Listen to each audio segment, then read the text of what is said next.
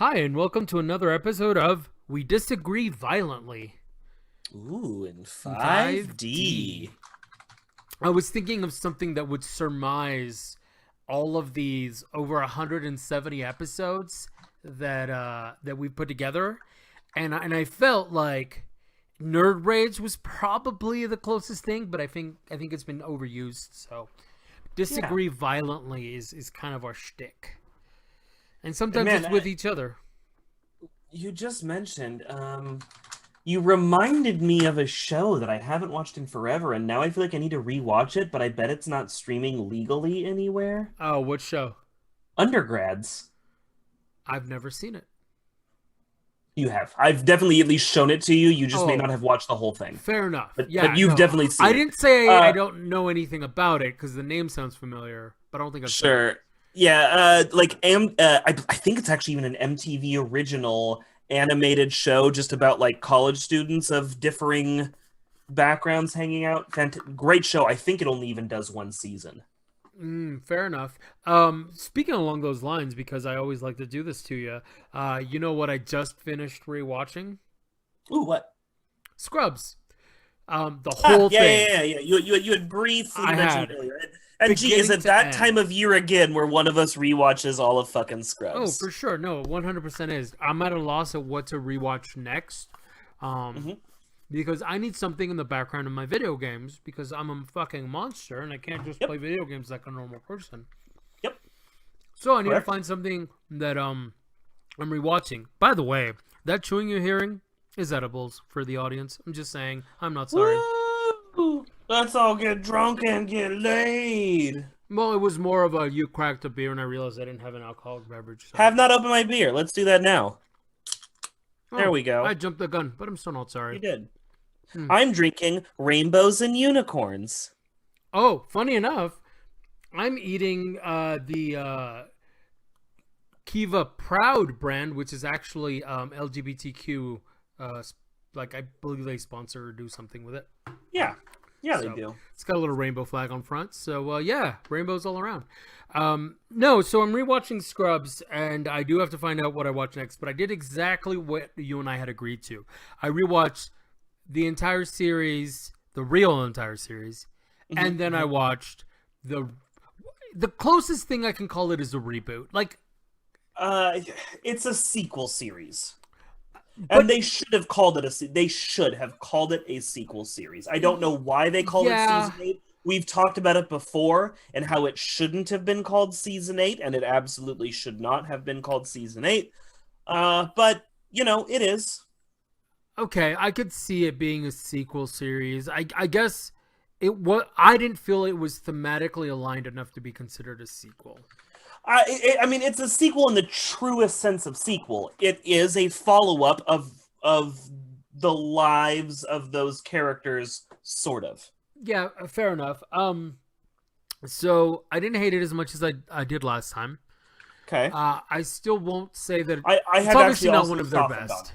Yeah, No, no. definitely not one of their best. But watching them all in a row allowed me to give it a little bit more leeway because there were a bunch of gags, and I don't mean specific gags. I mean thematic gags, silliness, slapstick, that were actually prevalent throughout the whole series that I enjoyed when they were happening with the main cast. That I realized I had been annoyed at with these folks. And there's no graphic for this one, talking to the audience, because it's just a quick rundown.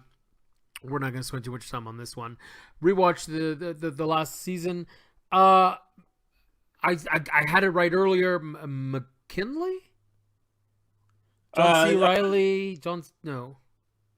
McKinley. oh, it's one of those ones I know until you bring it up. Of course, he played Dr. Cox. Yes, and it's McGinley. I, I McGinley. Yes, McGinley. McGinley. Okay, John C. McGinley. Um, Honestly, I think it's the best part of the reboot, and not just because I loved his character and everything else, but I feel like his character got the most growth, and he nailed it. So, won't go into too many specifics, but basically, like the whole him and JD never mentor slash not mentor, I hate you, really came to a head, and the character, it felt like homie actually learned stuff. So didn't hate Yeah. it, was on board with it. I will say though, it's probably was probably a mistake to bring Bob back. I didn't understand his character. They actually made him Yeah. worse. He just turned into just a lecherous old feller. Yeah. It was a little too much. A lot of the show, and again, I really think it all stems from calling it season 8. If they would have just given it the room, you bring back 2 or 3 cast members, bring back Sure. Cox, bring back Turk, bring back I don't know, literally like Laverne, bring back anybody Well, else. Laverne, no, but maybe the lady that they used to replace Laverne. I'm talking character-wise. I understand it's the same actress. Uh, Sorry, yes, Laverne again. But like you know what I mean. Like something like that would have gone over better, but they were also trying too hard to recapture the magic of the original, and I think that shows the worst with these security guards being our sort of new janitors. I hated those characters. I found them completely unredeemable. Okay, so that was one of the things where one of the jokes really landed. I'm not saying they were And void of that's funny it. lines. I'm saying the characters Everything as a else whole. was kind of awful. I know what they were going for. They were going for almost a Bulk and Skull from Power Rangers, like that Yes, but they were dynamic. supposed to be sort of our bridge to the janitor, right? They were our sort of antagonistic force for chaos, Sure. sort of. Yeah. Again, I don't want to spend too much time on this, but I will say I feel like that those specifically, I was going to talk about that. They needed to be one character. Sure, and honest, even then, why are we drawing direct allegories to things? Let's just not do that. The janitor was already a great character, and we didn't need a new version. No, but of him. I think what they could have done better is this. You don't do a janitor. You can't redo the janitor. Not only because the actor was extremely talented, as we know, most of his random stories were completely ad-libbed. Like Yep, he was he's fantastic. just that good. But I think what would have done well is like, yeah, you have a campus security dude who also, maybe he wants to be a doctor, right? And you have him Sure. be like that archetype, and yeah, maybe he does work at other, bars and stuff to make ends meet. You give him odd jobs for sure, but you just don't need this random non sequitur character, because that's really what it was, right? Like the janitor, it was non sequitur in the sense of his stories. Like they never Yeah. made any goddamn sense, but that was not a bad thing. However, Pinky. Yeah. I will say that I think the saddest part is they ruined some of the characters. Yeah, coming back, we had such a sweet send off that showed what it showed, and then to come back and sort of to do any follow up of that was only ever going to be backpedaling. Yeah, honestly, like the character of JD, I thought became his own worst enemy. Like the characterization of him did. He was whiny to the point of detriment to those around him, and that was never part of the original character in the series, right? And the original character, while he was a whiny little like attention hog, he was the best part as a human being. He was a good Sure. human being. Generally speaking, he cared. He was just obnoxious. In this one, they portrayed him as petty and just like flawed, but almost cartoonily so. And I thought that was Yeah. really lame. I thought that then them transferring some of the characterizations of JD onto Turk was a little bit just, I don't know. A whiny, needy Turk is not great. Turk always needed to be the nerdy frat boy. Yeah. But I will say the new cast, they actually grew on me. Yeah, I was like, I know the first time I watched it, I really hated Dave Franco's character, but Same. when I rewatched it again, no, his character was actually a lot of fun. Yeah, it was fun. And in just that one season, there was growth as a character, Yeah. right? And Yep. I will say that regardless of what I hated his character. Obviously, I didn't hate the actor, but I think that he did a good job of portraying him. The new JD character's name is Lucy. I thought that she's a really bad representative of female archetype. I honestly did. I was really, really depressed. And mind you, this is watching it with the lens of a 35-year-old now, right? Versus watching it as a lens as were we early 20s when it first came out. The world was different. People were perceived different. Even granted that, there were moments where I was just like, y'all had really strong female archetypes way before this. Carla, Laverne, and all that. Why would you do this? Like, why does a female version of JD, which is really what this was supposed to be, have to be like legitimately weak, not just whiny, but actually weak. No, so sum it up, wrap it up. We're already 11 minutes in. Give it a bow. I would say definitely not the best part of the series, but also not the weakest season, I would say. Okay. No, because of the relationship between the new number one, I forget his character's name every time. Yeah. And Joe, their whole arc, that I thought. And Joe is a previously established character. Correct. Which is why, again, because of their arc and just how they developed. Yeah, I thought that was really well done. It felt realistic. Like, here's a couple of folks who just kind of suck at being humans to each other, like in a relationship. Yeah. And I think they nailed it. It nailed it in a way where it didn't feel pandery or like shitty and lovesick or cliche, I would say. Yeah. So yeah, I still not the worst season.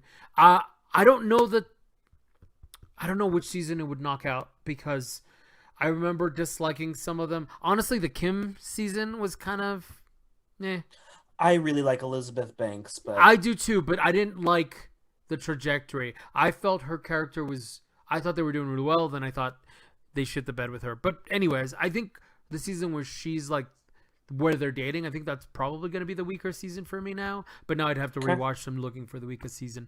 Anyways, you are the weakest link. Exactly. And okay, next up, this is what I like to call fan service, because we watched something that folks have actually been asking for. And by we, I mean Bonsai. I didn't watch shit. It's a Nicolas Cage movie, which is even more surprising from Bonsai. Hit me with it, buddy. You'll have to put up the graphic because I keep screwing up the name. Is it Willy's Wonderland? It is. It very much is. Okay, this is where I'm gonna break hearts. I fucking hated this movie. First, I hated this. I honestly sat through this whole movie and did not find a single redeeming quality to the whole film. Not one. So I do have a question, because this has happened before. You've come in with a review where you're like, no redeeming quality, and then a couple months later you rewatch and you go, you know what? Here's a couple of things that I think they executed well on. So wasn't drinking as I watched it. I'm not doing other things that I used to do anymore. So that's like, nope. I straight. My wife wasn't home. Nobody was talking to me. I wasn't playing a video game while I just made it had my full attention. Not playing games, not reading a comic, I just watched this film raw. Wasn't drinking, wasn't smoking, wasn't like not even like a cigarette or a hookah. Wasn't sitting on the floor watching it with the dog. Nothing. I just watched this movie. The audience would like to challenge you. No, I'm getting there. Just relax. I'm fucking getting there. That's a point I'm going to make. It's a point I'm going to make. So let's the plot is fucking ridiculous, and I mean, as a fan of schlock horror, I love schlock horror. Okay. This is stupid even for that. Parts of the plot that need to be explained go completely unexplained, and things that really have no need for a 10-minute conversation have a 20-minute conversation. it nothing about this works. And what Chad is bringing up, one thing that actually sold me on it, one of the reasons I was really excited is I heard that Nicolas Cage played a silent protagonist, and I was like, sweet, he can't Nicolas Cage this. How do you go weird over the top Nicolas Cage if he can't talk? And yet he still fucking found a way. There's all these like wacky facial expressions he gives to situations that I'm like, that's not how a person reacts to that He's not situation. a person. He's the cage. It was awful. There's this whole running gag where he has this energy drink he keeps drinking. They don't explain that. He randomly finds a pinball machine that he keeps playing. They don't explain that.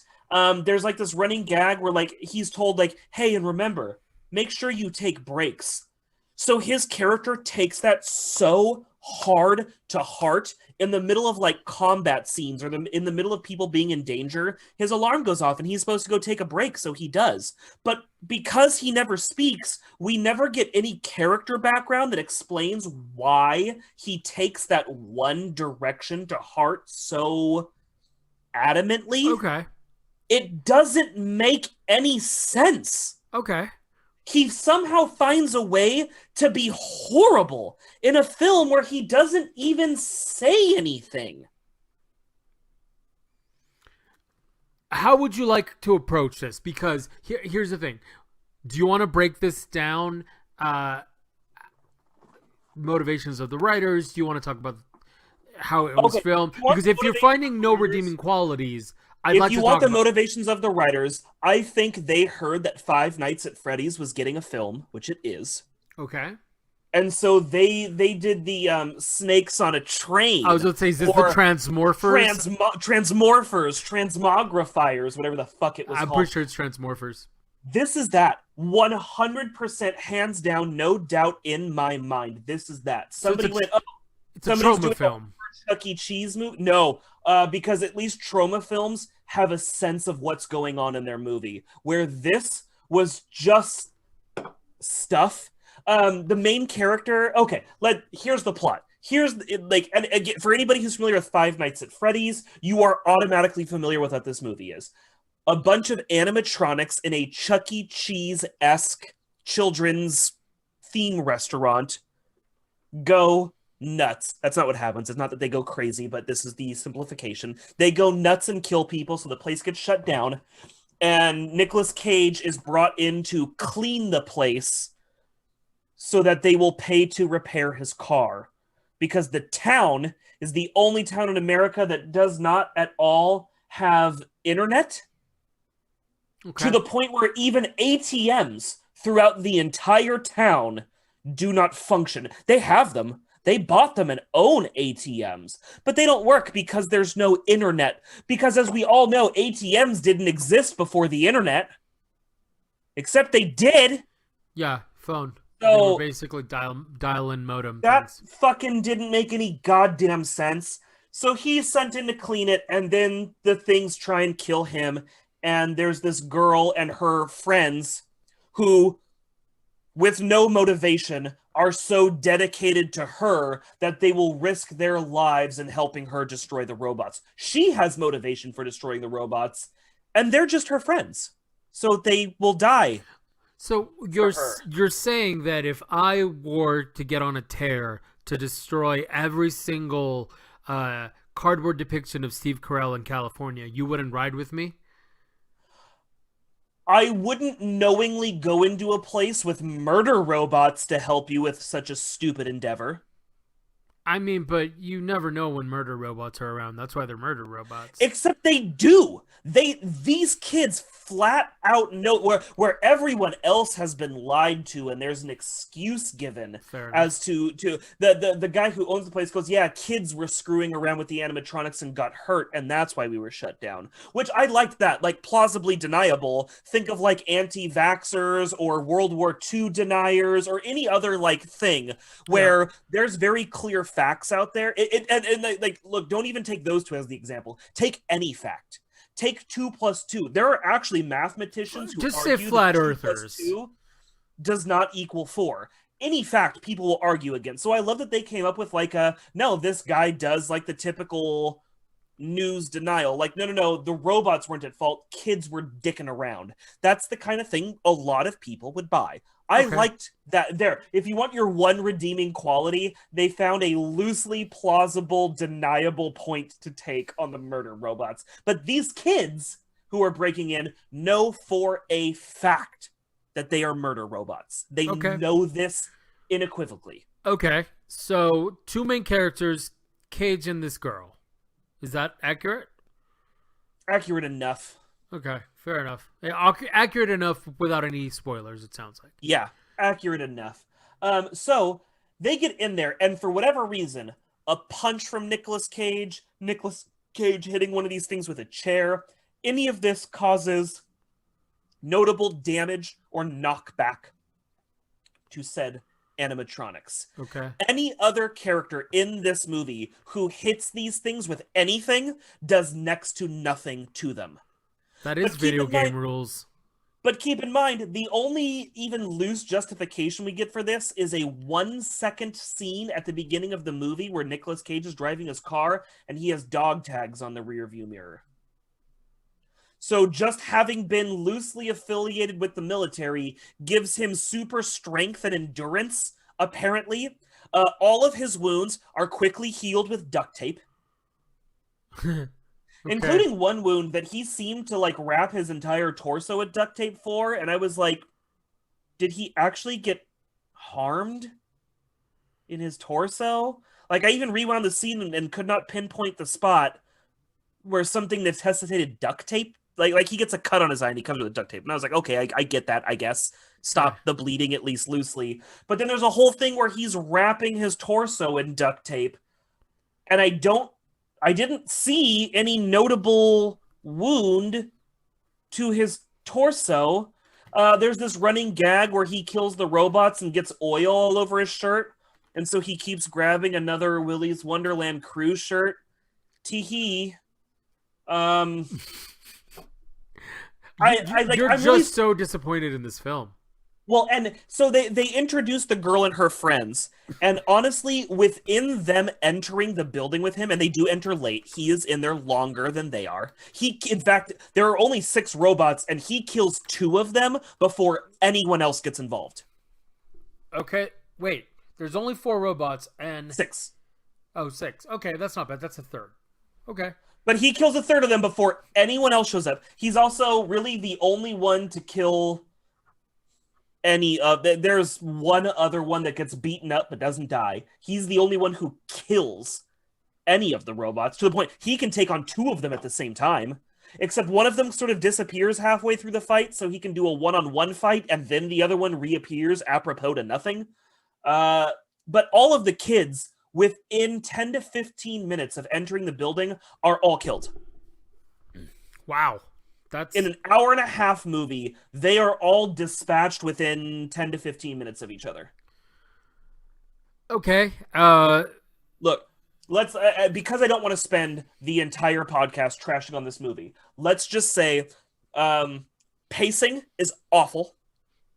Acting almost across. There's one lady in the film. She plays the sheriff, who's been in other stuff, and she's fine. Her deputy is terrible. The main girl is passable. The slutty horror girl is awful. The quintessential black character is awful. The nerdy character has so little of a character, I honestly couldn't even tell you how well the actor did. The lovesick puppy character is shitty. And then again, like the cool guy jock character is dispatched so quickly he doesn't even get a chance to show if he can act or not. And that's the whole. Oh no, sorry. Then there's the redneck repairman. I guess he does fine, but he has like again Nicolas Cage's character is quiet, not even quiet. He's silent. So there's all these points where he'll ask him a question. Wait a second, and go like, "Oh, I guess you're one of these types, and I'll just explain how I think you're feeling, so you don't have to say nothing." That's not his fault. He did fine as the character, but the writing for his character is abysmal. The rich billionaire. Oh my god. Can you just vamp for a second while I look up the awful name they gave to Oh, the for rich sure. billionaire in this, because it's particularly fucking shit. So this is for the recording, mostly because the audience has been saying this, and by the audience I mean TK. He interpreted as the writer or director trying to pull this off as if you were watching it from a video game perspective, in the sense of like the drinks are the power-ups, and the reason that the main character doesn't talk is because most characters don't talk. As an amateur filmmaker, there are things you can do to reinforce the watching it as a video game stereotype. Perhaps a sound cue, and I don't mean you have to go like whoop whoop whoop whoop, but playing the same sound cue every time he drinks the energy drink reaffirms to your audience that it's at least doing something, where there's nothing. Him not talking. A lot of video games at least pretend like the antagonist is talking, even if he's not. This doesn't do that. They go out of their way to try and justify, like, I guess you're just... But, like, they don't wait long enough. There's not an awkward pause. It's, I'm going to ask you a question. Well, I guess you're not going to answer that. I'll just answer it for you. It doesn't work. I get what you're saying. And if that's what they were going for, I guess partial credit. But the problem is, I don't feel like they even carried that feeling out well enough to justify it being that feeling. And here's the name of that character. The rich millionaire, billionaire, whatever he is, who owns this place is named Tex McAdoo. Hey, man, at least it has that. That's funny. Unintentionally funny. It's really not when you watch it. It just feels like somebody got really lazy and okay. So pacing is awful. Okay. The startup is slow, and then Nicolas Cage does action. Then all the kids die. Then at the end of the movie, we get more plot injected, and then we wrap it up within 15 minutes of that. Okay. Nicolas Cage's performance is somehow, I wanted to believe, man. I'm not even like a full, I'm one of those 50-50 Nicolas Cage guys. I think like every other film he does is great.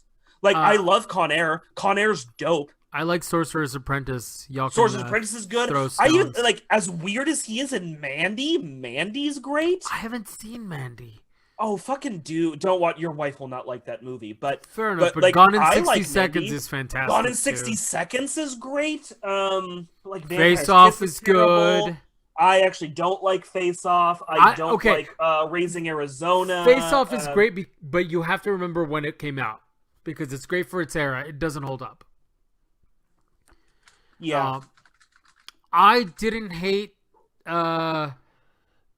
Oh my god, he did a what was it? Not Hollow Man, Wicker Man. I thought that was unintentional. Huh? I didn't see it. That was unintentionally hilarious. I do want to see it. But no, so again, I wanted to believe in him. I was like, he can just be quiet and just like do dope shit. He still finds a way to go Nicolas Cage with just facial expressions. He's terrible. He's terrible. They waste the animatronics, and this was probably the biggest killer. You have these big, like, we all get what movie this is. We all know what's going on. It's a low-budget fucking horror schlock film. Oh yeah. And yet they do shaky action cam for all the fight scenes with the creatures. They even have one. It's supposed to be like a pixie fairy thing. I forgot her name. The name was pseudo clever. But they do this thing where she's supposed to like crawl backwards up walls and like twitch really weird, but they speed up all the footage of her. So even when she crawls up a wall backwards, it happens in less than a second. So you don't have the time to appreciate the creep factor of it. So it sounds like they didn't have much budget for these effects. But the problem is they spent too much budget manipulating the suits instead of just letting them play as creepy, off-putting, unblinking Power Ranger suits. It would have been better had they just let them do the thing instead of shaking the camera around and speeding up and slowing down footage. I'm sorry, across the board, this movie did not work. I tried. I waited till the end to go, maybe it'll have this great ending line. Maybe it'll have something to redeem it. I'm gonna spoil the ending. I'm going to spoil the ending right now. No, well, not the ending, but a bit at the end. So, of course, one of the animatronics lives. Of course. And of course, our bad guys have to give their comeuppance. So, Tex McAdoo has longhorns on the front of his car, and him and the mechanic are standing in front of the longhorns, and the animatronic is alive. And I went, oh, she gonna shove him on the longhorns and kill him on his car. And I was willing to accept this as one last chef's kiss. Honestly, just doing that, and I would have been able to say, hey, at least it ended on, like, the fun note. No, she shoves a rag in the tailpipe and lights it on fire, and the car has a bad CG explosion, and they die. Okay. She does, too, because she's on top of it I while don't she does that. understand the payoff, then. Yeah, there really isn't one. Is this supposed to be a subvertive movie? They're subverting everything? No, Wait, was this made by Rian Johnson? God, if only. So again, I get what the audience is saying in this. Like they were trying to do an homage to video games. I get schlock horror. I get maybe this was supposed to be subvertive. My problem is I don't feel like any of those land. Okay. None of it actually rings true as being one of those things. It really truly feels like a cash grab film to me. It feels like somebody went, oh, this is getting made. Let's just do that because we know people will give it watch a rating it based on this other one getting 1. Okay, 1 out of what? 5. It's a 1 out of 5. Okay, and then only because I don't give zeros. I was about to say, so no 0. Okay, 1. Wow. So this is one of the worst films you've ever seen. Yes. What do you compare it to on the list of worst films you've ever seen? Other films you'd rate a 1. Because I'm trying to gauge it on your scale because it's rare. And I appreciate that. And like honestly, what's really hard for me is like again, I like schlock horror. Yeah. Troll 2 is a non-arguably bad film. Oh, look at Children of the Corn. Like I can find enjoyment in how it's almost like uncanny valley. You know what I mean? Something can go so bad that it becomes entertaining at watching how awful it is. I can't point to any part of this film that's so bad it's funny.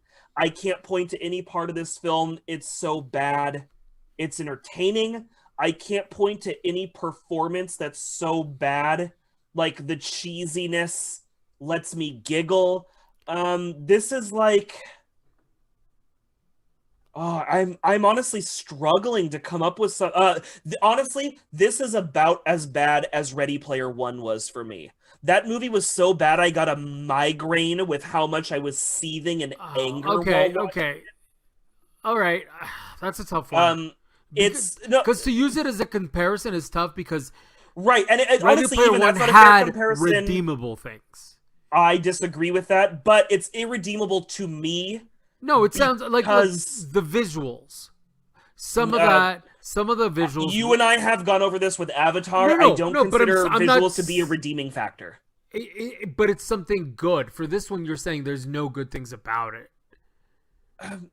You're basically giving this a 0.5. I could read a comic with bad art but great writing. I could never read a comic with great art and bad writing, and that's where like Avatar and Ready Player One fall to me. Sure, it's pretty, but I can download a picture. Right. I can go look at a painting. But when you're rating that piece of work, you go, at least they had a good artist, but I didn't get to finish it. With this, from what you're coming off of, you're saying like nothing worked. Not a goddamn thing worked. You know what I will compare this to? Meet the Zohan. It's the last film that I walked out of in theaters. I never finished Meet the Zohan because within the first half hour of that movie, I just found myself, I could hear my brain cells committing seppuku in my brain as I watched it. And this was that. There was nothing good. Nothing was good about this movie. Nothing. So I will finish. I finished that movie, and then I need to be reminded of one thing, though. Do you know what year that movie came out? 2015? Was it really that recent? Oh no, I'm way overestimating. Yeah, That's right? 2008. Yeah, 2008. Wow. yeah. Okay. I was about to say, God. I was like, I finished that movie, but it was because I took a teenager to it. I walked out. I even went for my best friend's birthday and I grabbed him in the middle of that film and I went, I can't watch this. I'm going home. That's funny. The the only movie I've ever walked out on is Captain Curly's Mandolin. Never saw it. Don't even know what that is. Also a Nicolas Cage film. Jesus fuck. Nicolas Cage, funny enough, Nicolas Cage and Penelope Cruz. That is a person. Uh, and it was, 2001 film. Mind you, yes, it was Penelope Cruz and Nicolas Cage. Mind you, I was watching this movie with the youth church group I was part of at the Oh, time, buddy. and they showed boobies. So immediately, we all had to walk out. But Okay. to be fair, it was boring as fuck, and didn't even notice the boobies until other people started making a stink because I was too busy throwing popcorn. So I don't think this is what you wanted to review next, but I have to dive into it only because you mentioned the boobies. And I think this clues you in because I actually wanted Oh, you and Jay, the co-host of the Bias Bros podcast, Thursdays at 7. Um, I texted you both because there's an actress that all three of us are very familiar with mm-hmm. who does go topless in this film. Okay. Before we go into this, I want to say, let's state what is your thought on actresses going topless because that's gonna color how we react. Um, I believe the term is fourth wave feminism, but I am of the belief that as long as women are in control of their bodies, I am fine with them doing whatever they want. So, like, I do believe. And this, look, I'm not trying to get on a political soapbox. This is my personal belief.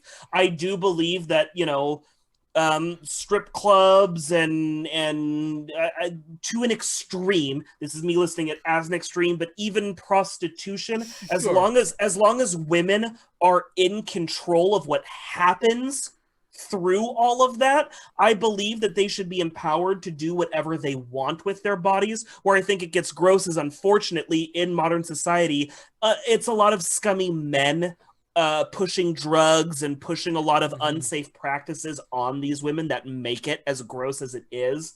But again, and again, I'm not saying in particular, like, let's legalize fucking, or No. Sure, but more, I just mean in an extreme, people should be in control of their bodies and whatever they want to do with their bodies, as long as nobody's twisting their arm, as long as nobody's holding something over their head, as long as it's something that those people set out as in, I think I'm pretty. I would love to sell pictures of my feet. So I would love to appear though. topless in this film.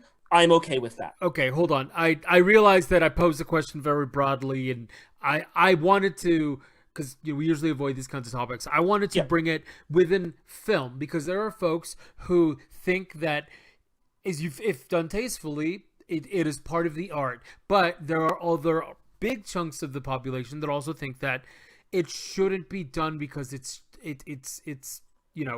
just not just cheesy, but it's just exploitation. Here's where I'll go again to I think it's called fourth wave. Maybe it's third wave, but I think it's fourth wave feminism. I don't know.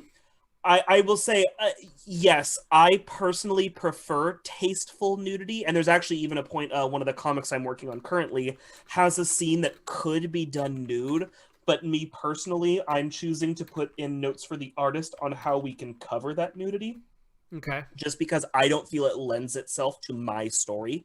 If it were a bigger part of that story, sure. But having said that, I think for a movie, I think even quote-unquote tasteless nudity does still have a point and a purpose. Yes. And in this film, it's not just like, she's running around naked. They are at Mardi Gras, where, like it or not, women do show their breasts. Sure. I know what Whether you're for talking about. right reasons or wrong reasons, if you're trying to capture the atmosphere Mm-hmm. of Mardi Gras accurately, that is a thing that happens. And this actress in particular, who you and I and Jay are familiar with, is showing them because she is being tricked into thinking she is in a Girls Gone Wild-esque film.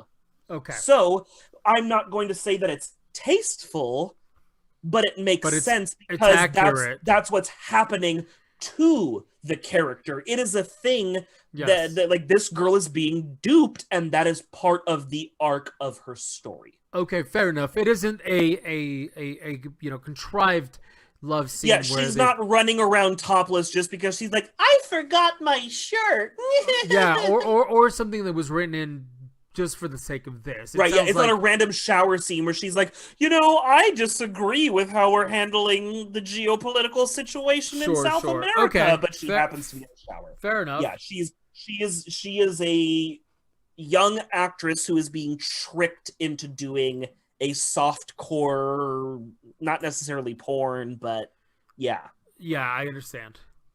Adult film because Yes. it's still even if it's Yep. soft, it's Yep, adult even film. Girls Gone Wild is Mhm. a adult film. But yeah, so that's what it was. But it was more. It's one of those things where like you, me, and Jay have gotten into this like when there is an actress that we know who appears topless, we tend to ping it to each other, not out of this weird like lecherous yeah collect the whole set, but more out of like oh hey this person did this thing. But to be fair, though, this also goes along with all the other stupid shit we ping each other about film trivia and other, like, even stupid this e-news. random character who had one line in this thing is also in this other thing. The boob shots have just become. And I didn't get a chance to tell you, the guy who played Bob Kelso played a character in Babylon 5 that I just got to because I'm rewatching that. Yep, he played the captain of a destroyer ship, I believe. Don't want to derail us too much. Babylon 5 only has one. Incorrect. Unless this is the new one that they were talking about doing. Babylon 5 has a bunch of movies, but the original series is the 1993 to 1997. Yes, that's the No, series. there is a 2000s. I don't know that it did more than like an episode. No, I believe it was. You're talking about Crusades, which was a spinoff. Oh, okay. I just knew that there was Babylon 5. Okay, no. So that was a spinoff that was done, Crusade, and that didn't go a whole season. I think. I think it only before did the a end of the few season. episodes. Yeah, I have the whole series. But you're talking the 1993. Wow, so he must have been a lot younger than he was a lot younger. And it was nice to see him. You could see where he got his like anger start, like because he was playing a tough thing. Yeah. But it was tough not to just be like, Kelso. But anyways, back because I don't want to derail us too far. Put my graphic up. So the girl in question for this, it is Mercedes. Oh no, I forgot her last name, and now I feel like a jerk. She played Harmony in the Buffy the Vampire Slayers TV show. Mercedes McNabb. McNabb, that is it. My brain just kept going, Benz, which is not her fucking name. Yeah, Mercedes McNabb. So she appears topless, and it was one of those like, I pinged you guys, and I was like, oh, Harmony goes topless in this film, and you all went, really? So Hatchet. Well, because I haven't heard about her in a long time. That's why. Well, and this is an older film, 2008, I believe, is the first Hatchet film. Done by a director named Adam Green, who I've only recently become aware of, but am quickly just falling in love with his whole catalog. I don't remember if I did a review on this show. Maybe we will eventually, but he did a horror sitcom called Holliston. It's available on Shudder right now, and I love it. I love it. It has Dee Snider, the lead singer of Twisted Sister, and his imaginary friend is played by Oderus Urungus from Gwar. Okay. So and in character, I understand. I understand why you're kind of into this. But it's a sitcom first and foremost. It is a sitcom. It's about two dudes who try and write horror movies, but haven't really caught on in Hollywood yet, and sort of just their lives, their love lives, their work lives, their everything. Fantastic. And most of the guest stars are like Kane Hodder, who played Jason, Tony Todd, who played Candyman. Yeah, really, really fun show. And if you want a Shudder login, you have to promise me you will watch that show first. But I will give you my Shudder login, Eduardo. I do want to bring something up. Just closing this out. Apparently, Mercedes McNabb has been in Playboy, so this wasn't new. Yeah, and I didn't just. It's the first thing I've ever seen her appear. Yeah, topless in. I didn't even know until like I she looked did it up. in Buffy the Vampire Slayer, Yeah, right? So there's that. So Hatchet, it is sort of a Bayou ghost story about a tortured. I don't know the modern term for this. Born deformed. He was a bayou country swamp boy who was born deformed, and he was killed just physically and mentally challenged, right? And now his ghost. Or is that not? He is a reincarnated ghost who haunts this area of swamp and kills people. Okay. And that's really the whole plot of the first one. These folks go out on a swamp tour during Mardi Gras and are pursued by the ghost of Victor Crowley, played by Kane Hodder. Okay. And that's really it. The first one is very much cheesy slasher. So if you are not into ultra cheesy slasher movies, honestly, the first Hatchet probably isn't going to be the one to win you over. But if you do like B-movie slasher films, Hatchet is fantastic. My only real big problem, the sound mixing is pretty shit. I found myself having to drastically, I mean by like 20 volume points on my TV, turn it up during speaking scenes, and then immediately drop it during action scenes. Yeah, it's pretty bad. And unfortunately, Hatchet 2 has the exact same problem. But most of the acting is on point. The lead male is played by JP from Grandma's Boy. I hate your face. Playing a pretty, like, straight man. Interesting. And doing it well? Yeah. Okay. He's great. He's a little bit of a sad sack, but he's great. Do you remember Not Another Teen Movie? Yes. The token black guy. I'm just here to say stuff like, that's whack, and blang blang. He plays the best friend. Mercedes McNabb plays a girl who's along on the tour because the shitty guy who's trying to take advantage of them and film them for his Girls Gone Wild video convinces them that getting some shots out on the bayou will be great.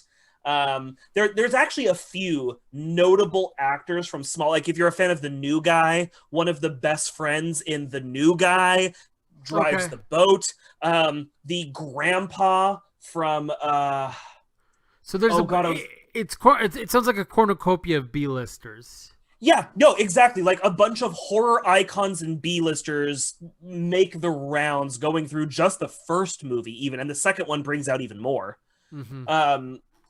But my only real big complaint is the ending. It's one of those ones where some stuff happens and the final girl is struggling with the monster and it ends. Like mid-struggle. She doesn't die, he doesn't die, it just ends. Okay. I didn't love that. Not my favorite thing. So, I get that endings are hard. I personally struggle with endings to a lot of the stuff that I write, but I at least give my shit an ending. So I didn't love the ending to Hatchet 1. Okay. What about Hatchet 2? Hatchet 2 picks up in the exact same scene, but changes the actress, and I have not looked into why, but they change her out. And actually in Hatchet 2, I want to look up her name because for any horror fans, she is an icon. It's Danielle. She was in not Halloween, Friday the 13th 3 as the little girl. Double Scoops. So it's her. And if IMDb will fucking load for me, that sounds correct. Yes, Danielle Harris. Okay. So and she's fantastic. She also does a stint in Holliston. She does a 2 or 3 episode stint in Holliston because she was in Hatchet and made friends with the director. But so they replaced her, and actually, I kind of like her more than the original actress. Not that the original actress does poorly, but just Danielle Harris is a fantastic scream queen. So they pick up with that ending scene with a new actress, and then the whole thing is about her escaping and then bringing some armed ass Bayou folk to charge back into the bayou and recover the bodies of her family because it's all she's got left and she just wants to bury her family. Tony Todd, famous for playing Candyman, had a cameo in the first film, but comes back playing the same character but in a much larger role in this one as I love Dr. him. Zombie. Go ahead, please. Well, I was gonna say I love him. He's the creepiest. Like it's Willem Dafoe and then that guy. Yeah, no, Tony Todd is great. Anybody who's a fan of Candyman, Oh yeah. they're actually doing a Candyman remake, and he's going to still play Candyman. Oh my god. I heard about that. I'm into it. I like the Candyman series. I don't know why. It Yeah. was just the dude was so Oh, it's creepy. really I good. loved it. Yeah. Yeah, Tony Todd's great. Unfortunately, Jay had a very Yeah. negative I interaction with remember him that. in real life. Though I'm willing to chalk that because I've seen other stuff with him, and he seems pleasant as punch. Everybody has bad days, and I'm willing to chalk it up to maybe he was just busy, or maybe he was just having a bad Well- day, or maybe Jay just has one of those faces that you want to punch. To be fair, at conventions, like I've had people that I've met outside of the convention be super cool, but at the convention they're like, no, there's rules. Sorry. Yeah, and honestly, it is business. That's their job a lot of part of the time. So yeah, like I don't hold. I think Jay's probably the kind of guy to hold it. Like if I were to get a film and cast Tony Todd, I feel like he'd bring it up, where I'd be like, just let it go. It doesn't matter. It's fine. He's a good guy. Hatchet 2, a lot more enjoyable just because there's some more plot happening. Okay. Though we do take a little longer to get to anything happening in Hatchet 2. Okay. And still has those awful, awful sound mixing problems. Really, it's the biggest mar on the films is the terrible sound mixing. But the first movie was done for $1.6 million, which is, even in 2008, is very low budget. Wow. And it's still got 2 more sequels after this. There is a Hatchet 3 and a prequel called Victor Crowley. I will be watching both of them. I'm also going to be watching Frozen from Adam Green. No, it is not the Disney film. It is a thriller movie about some people who are stuck on a ski lift with wild coyotes sitting under them. And they're stalled out there for a rather extended period of time in freezing weather. So I like that low budget, like you know me, I love the low budget thriller stuff. I really like the suspense. I mean, even aspect, things like so... Phone Booth and stuff like yes, that. yes. Ryan Reynolds. So I really want to see that. Was it Buried? I loved Buried, but I can't rewatch it. It makes me so uncomfortable. Fair enough. Oh, and he also does one of the ones I really want. He does a short in an anthology horror series. Oh, it's not Creepshow. I can't remember the name right now. I'll update next week. But it's great. It's Anne Frankenstein, and she makes a Jewish golem called Meshuggah, also played by Kane Hodder, who goes and hunts down Hitler. Weird, but okay. But like so fun, right? Yeah. How do you poo-poo on anything with Anne Frankenstein making a Jewish golem called Meshuggah who hunts down Hitler? I actually our buddy Eric is coming over to my house on Wednesday, and I might see if I can get a hold of that for me and him to drink some beers and sit, because you know that's his kind of film. Yeah, he would be all about something that over the top and ridiculous. I feel like some beers. I feel like he was probably super into Evil Bong. Oh, you know, I don't know if he's seen it, but I own it. I don't own the second one, but I own the first. Oh, you should. I unabashedly love Full Moon Pictures. I own the box set to Puppet Master. I think you were there the year I bought that. And like, yeah, they're cheesy, and but just like Toxic Avenger is like, if I got the chance and they were like, hey man, here's your $10 million budget, remake a film. Truly and honestly, I think a close second is Last Starfighter, because god damn it, could I do a better job with fucking Last Starfighter? But truly, I want to do $1 million budget remake of Puppet Master. And I would still use practical dolls. I wouldn't CG them ever. Yeah, yeah, yeah. Practical It has to be dolls. practical I dolls. love Puppet Master so much, and Hatchet I think is very quickly becoming a new love. I really want you to watch Holliston. I just something about a horror movie, quote unquote, right? A horror sitcom, because it's a sitcom first, but written by horror aficionados, that I just feel like it's sort of down this path that you and I walk, this like we were raised on Shaun of the Dead and schlocky horror and Yeah. horror comedy and cheesy stuff, where it just strikes this chord that, do I think everybody could watch Holliston and enjoy it? No. But Shoot me the info after the pod, and I'll commit to one app. commit to two, because you know that's how modern television works. I'll commit to two. That's fair. Okay. Okay. Yeah, I'll shoot you my Shutter login once we're done with this, and at least watch Holliston. Yeah, and it's not available anywhere else. Not to my knowledge.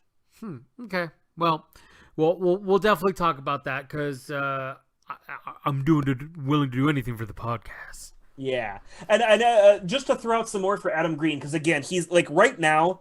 Look, Edgar Wright. Edgar Wright's still my boo. Don't get that shit confused. Yeah, you got a green on is what it sounds like. Yeah, right now I do. I kind of have a green on. I just think he's a fascinating dude. So to throw out one more plug for the guy, his website, Ariscope, ARIE scope, SCOPE.com. He does tons of short format horror or horror aficionado interview stuff for free on his website.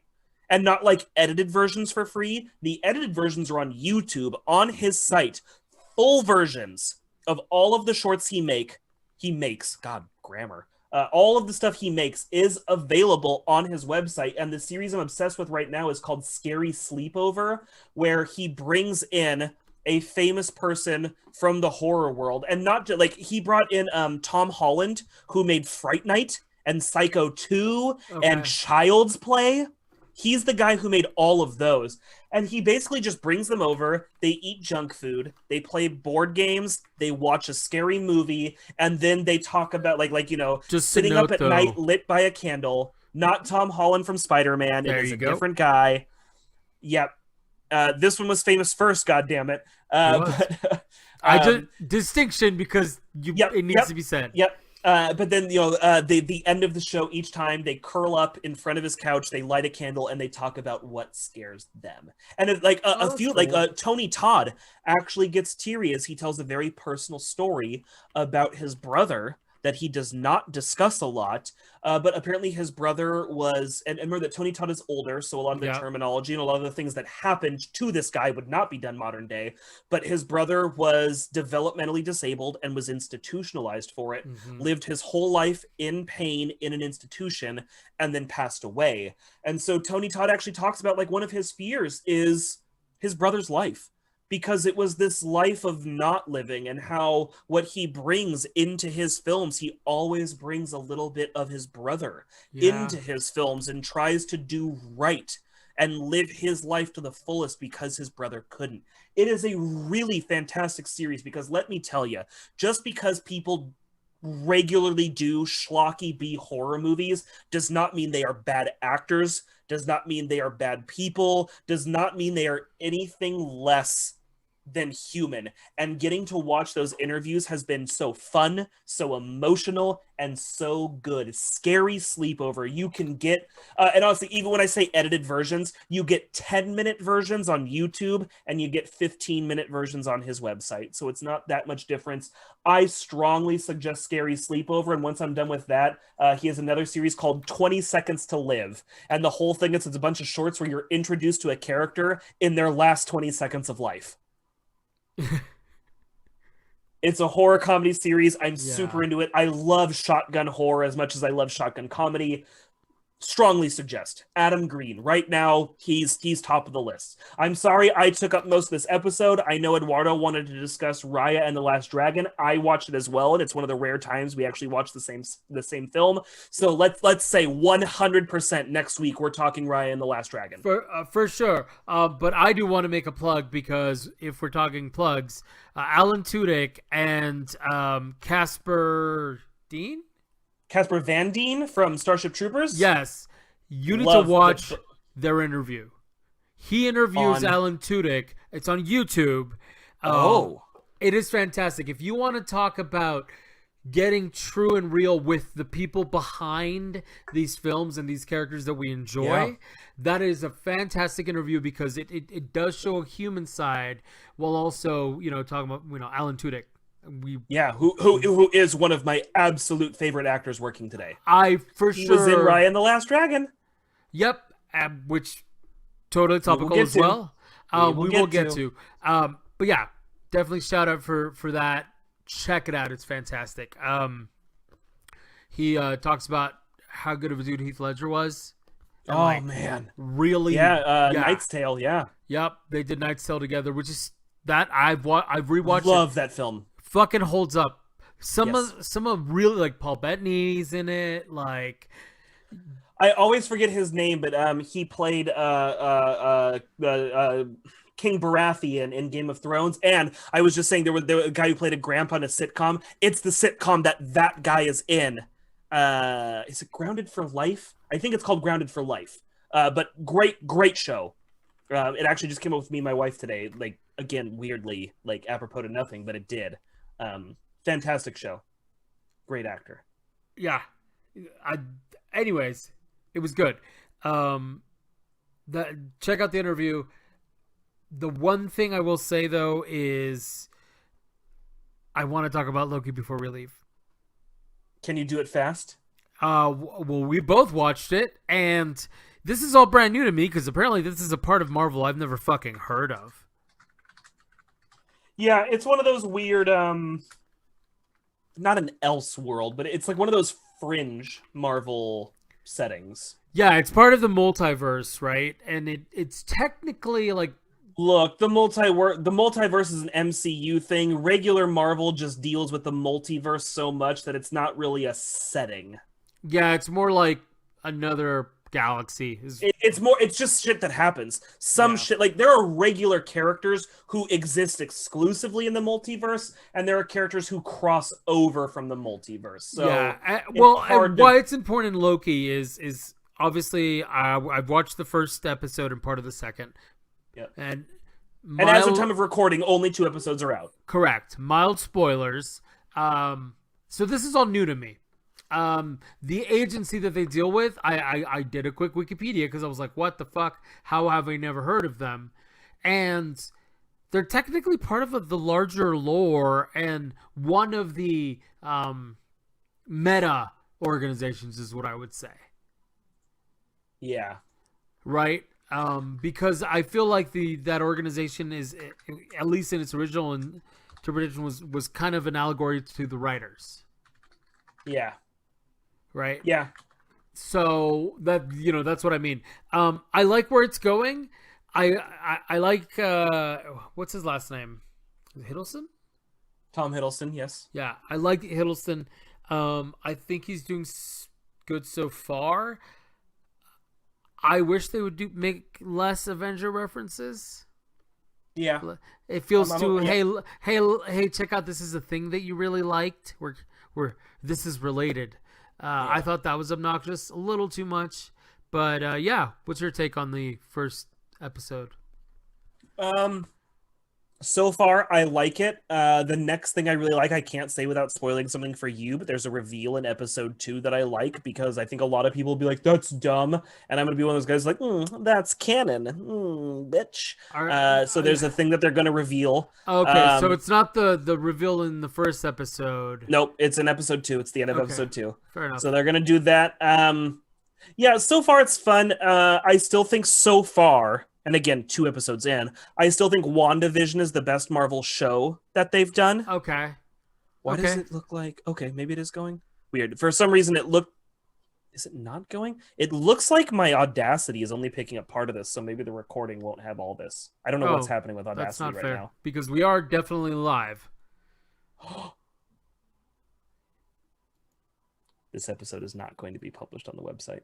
Oh, it's one of those where he didn't record the right microphone or something. It's recording you, it's not recording me. Oh, that's why I heard the echo?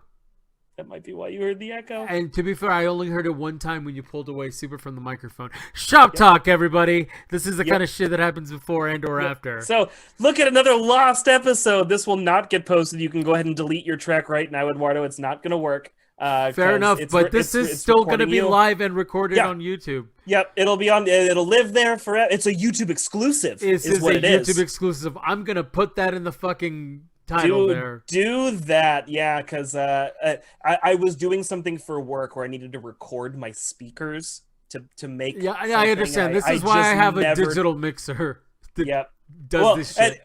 I would have adjusted it, but I did it a couple weeks, or I did it a week ago, and I forgot, and it's a whole thing. So either way, yeah, I don't know. I'm liking Loki so far. I like it better than Falcon Winter Soldier, and that's not me shitting on Falcon Winter Soldier. Just me in action movies. I'm not a big action movie guy, and Falcon and Winter Soldier was very action movie. Like it's basically Lethal Weapon, essentially. It honestly it felt like one of the Bourne movies.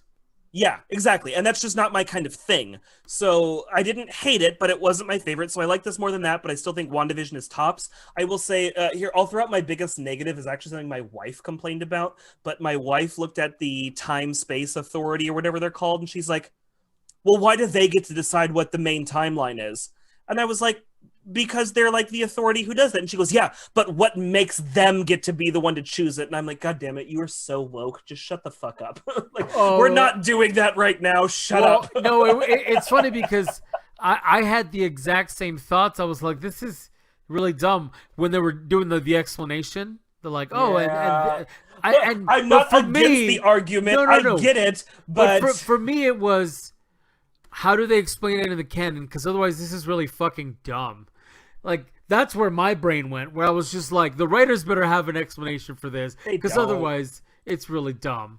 They kind of, like, the same way the Watcher is just an omnipotent being who can only watch, the same way fucking anything, like, they're that because that's what they are, god damn it. Like, why are lemons sour? Because they're fucking sour. Well, and to be fair, I haven't looked deep enough into the lore to understand that they were those kinds of beings. There might be more, but to my knowledge, as far as I know, yeah, they're just the ones who get to decide that. Okay, fair enough. I didn't know they were that level. They just, because they got a tool with a straight line and shit breaks off of that straight fucking line. That's what they got. Because math and science, I don't know. It's fine. To be fair, though, yeah, they're hinting at that. They're like, oh, I thought magic didn't work here. It's not magic, it's science. Yeah, exactly. It's fucking math and science. Just get out and get over it. No, all in all, I am liking it. Again, I think it's better than Falcon Winter Soldier. I don't think it's as good as WandaVision, but there's time. Yeah, there's time to make it better. To be fair, WandaVision had that unique artistic aspect for you and I because they were trying something, and I think they had a bigger story to tell. WandaVision was a love story to television through the ages. This is just a Marvel story. Yeah, they're it looks like they're going the in-between time. Where has Loki been and what has happened, and potentially a way to bring him back. Pull yourself away, zoom out, and is there some broader story? No, it's a Marvel story, where if you zoom out from WandaVision, it's a love story to television as a whole throughout the ages. That's true. Like I said, artistically, it's more, WandaVision is more a thing. This is a bit formulaic for this is a Marvel. It's a Marvel TV show. Yeah, but I don't hate it. No. Yeah, I think it's doing well. I think Wilson, I think he's doing well as well. Yeah, shockingly, he's killing it. Yeah, I like. Although to be fair, you still see that like jovial character in the background that he always plays. So he's a little aloof. Yeah, it is definitely like peeking out, but I'd like to see where he's going. What's the girl's name? Just because she's killing it too. Mosaku. I hope I'm saying that correctly, but Hunter B15. She's killing it. I love her in this role. She was also in His House and Lovecraft Country. I haven't seen His House yet. Oh, and she's in Fantastic Beasts. My wife likes those ones. I don't. I saw the first one. But Lovecraft Country is great, and so she's in this playing Hunter. She like the main attaché Hunter girl who like doesn't like Loki. She's killing it. I love her in this. She's such an ass. Yeah, no, it's great. I like. She's not here for his goofy shit. That is not her job. Her job is to not let him be a goofy piece of shit. Yeah, I like that's my favorite part. How they keep shutting him down like that. It works fantastically. Okay. Did you catch who the voice of Miss Minutes was? No, not yet. Do you want me to tell you? Is it Allison Brie? Allison? No. What? No. Really? Not even close. Not even close. Okay. Who? It's Tara Strong, Timmy Turner, and Dill Pickles, and Raven from the Teen Titans TV show, and yeah. Huh. Fucking voice acting royalty right there, bro. Yeah, okay, fair enough. I didn't realize. What was I gonna say? Oh, okay. We have to end this shit. I gotta go eat. Yep. All right, check us out Mondays 7 to 8 on N5D podcast on YouTube. Also, twitch.tv/Metagame Network. Every other Thursday, that's the Bias Bros podcast. Not even going to try to explain what they do this time. Tuesdays, yep, this big, this many. YouTube, check us out. Tuesdays, also multi-streaming on twitch.tv/Metagame Network is the multiplayer stream. I missed it last week because of work, but we will be there this week for sure. All right, final notes there, Bonsai. Scooty Puff Jr. Son! I don't get it. It's from Futurama.